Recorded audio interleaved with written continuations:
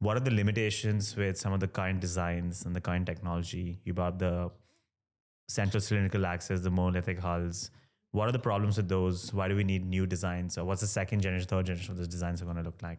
Yeah, so a lot of the current space stations, and even the ones that are coming down the pipeline, are really based on this. I guess I would say it almost began with the Soyuz space stations that were Soviet and out through Mir, and then the International Space Station, where they're technically modular, but when we think about modular, we think of things that are reconfigurable or things that you can move around. And the ISS is technically modular. It was built in pieces, but they don't really move things around. Like once it's locked in, it's pretty locked in. It's built axially, so there's a primary axis that the whole thing is based on on a truss, and then you basically have this really long hallway that's the length of a football field, right? And so even though you have a lot of volume, you have the volume of like a multi-bedroom house up there.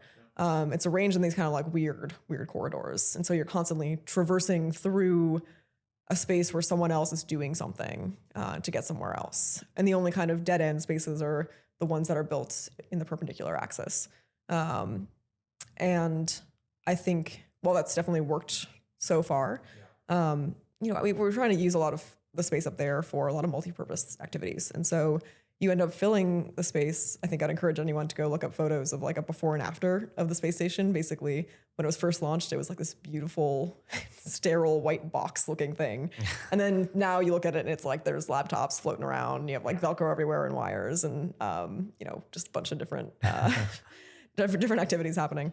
And that's, you're living in a lab space that's also the place where you try to relax, and it's also the place where you sleep, and it's also the place where you take your meals. So I think what we'd want to move towards is a little bit more of a divider in functionality. I think anyone who was spent a lot of time at home and working from home during COVID saw that it's really hard to do your best work and do your best relaxing and recreation all in the same place, because it starts to kind of blend together psychologically. So seeing more separation, just giving people more space, and being able to take advantage of stowing things away and then bringing them out when you need them, I think is important. So.